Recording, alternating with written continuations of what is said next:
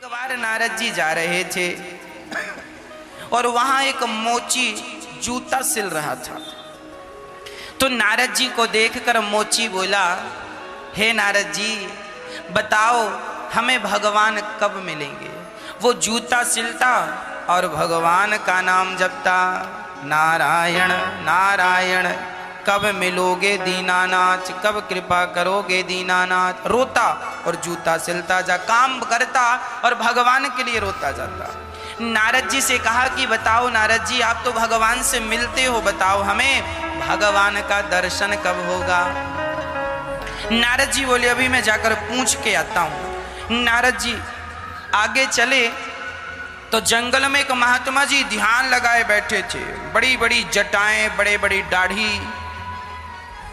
उन्होंने भी कहा महाराज बताओ भगवान कब दर्शन देंगे। नारद जी बोले एक ही प्रश्न दो लोगों का है, जाकर अभी पूछता हूं। नारद जी गए भगवान के पास और भगवान से कहते हैं, प्रभु दो भक्तों से हम मिलकर आ रहे हैं। अच्छा तो क्या चाहते हैं वो भक्त। नारद जी ने कहा वो ये चाहते हैं कि आप उन दोनों को दर्शन कब देंगे। तो नारद जी से भगवान ने कहा जाओ दोनों से कह देना कि पीपल के पेड़ में जितने पत्ते हैं, पीपल के पेड़ में जितने पत्ते हैं उतने जन्मों के बाद हम दोनों को मिलेंगे। अब बताओ पीपल के पेड़ में पत्ते कितने हैं, हजारों लाखों, और भगवान कह रहे हैं मतलब इतने जन्मों के बाद। अब नारद जी आए सबसे पहले बाबा जी के पास। महात्मा जी सुनो सुनो। महात्मा जी बोले हाँ हाँ बताओ क्या कहा भगवान ने। तो कहा नारद जी ने सुनो भगवान ने कहा है कि इस पीपल के पेड़ में जितने पत्ते हैं उतने जन्मों के बाद आपको मिलेंगे।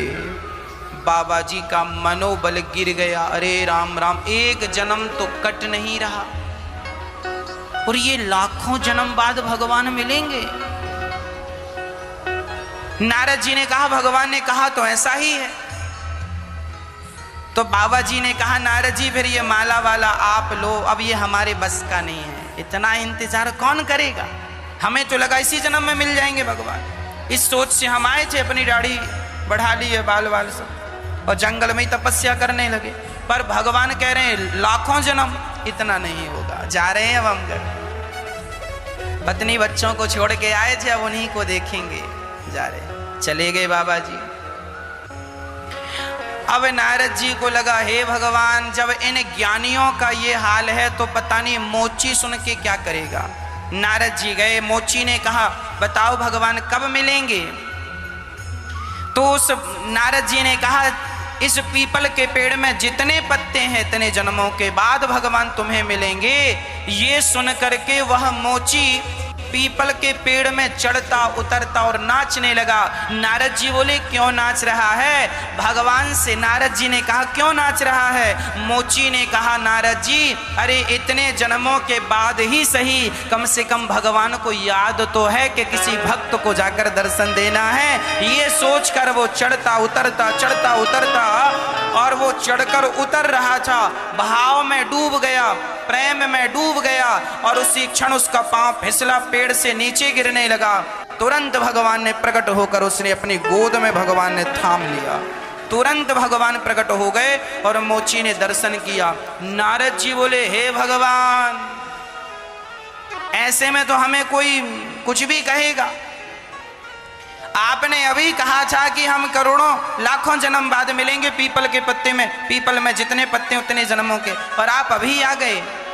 आप झूठ बोलते हैं भगवान से, कहा नारद जी ने।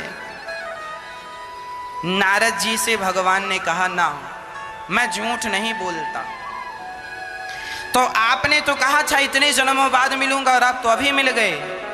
तब भगवान ने कहा नारद जी इसके भजन की, इसके प्रेम की और इसके समर्पण की जो रफ्तार थी, यदि ये उसी रफ्तार से चलता तो इसे लाखों जन्म लग जाते मुझ तक पहुंचने में।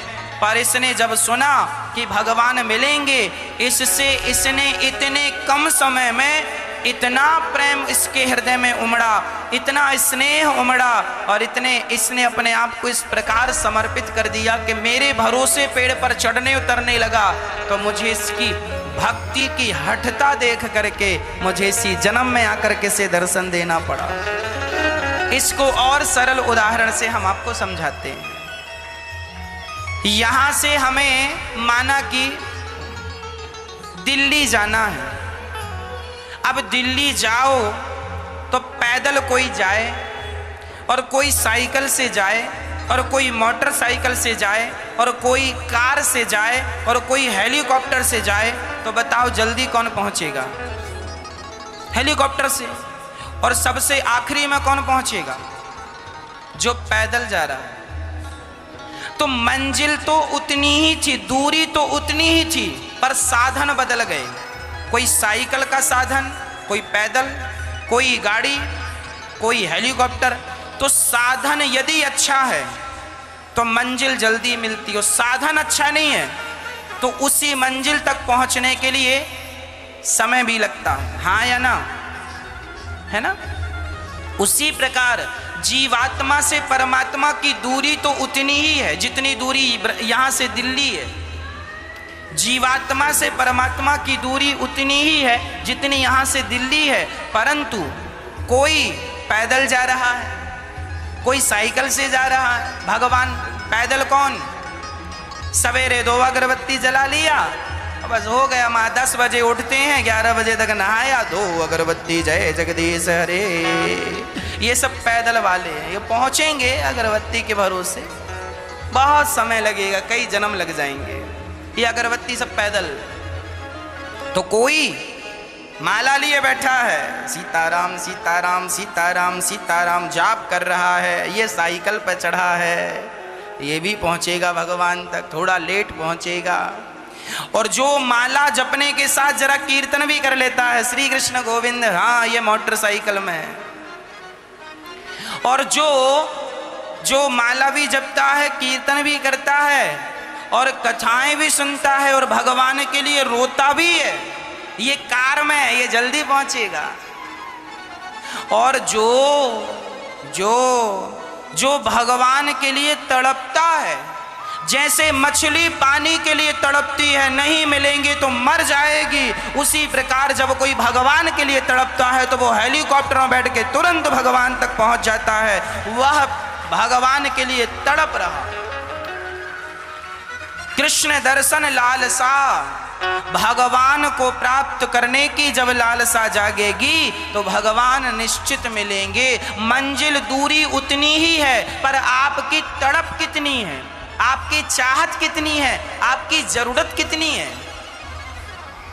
2 अगरबत्ती के भरोसे बैठे हो तो कई जन्म लग जाएंगे। इसलिए स्पीड बढ़ाओ, स्पीड बढ़ाओ। भगवान तक पहुंचना है तो स्पीड बढ़ाओ, मंजिल प्राप्त करना है स्पीड बढ़ाओ। मोची ने अपनी स्पीड बढ़ाई कि नहीं? और वो बाबा जी स्पीड बढ़ी क्या? जो थी वो भी नष्ट हो गई, चले गए पत्नी पुत्रों के पास। तो जो स्पीड है उसे और बढ़ाया मोची ने। तो भगवान इसी जन्म में, माना कि तुम्हें करोड़ों जन्म लग सकते हैं भगवान तक पहुंचने के लिए, पर इस मनुष्य शरीर को पाकर यदि तुमने भगवान के लिए रोना स्टार्ट कर दिया और मछली की तरह तड़पने लगे, सच्चा प्रेम भगवान से हो गया, तो इसी जन्म में भगवान मिल जाएंगे, यह निश्चित है।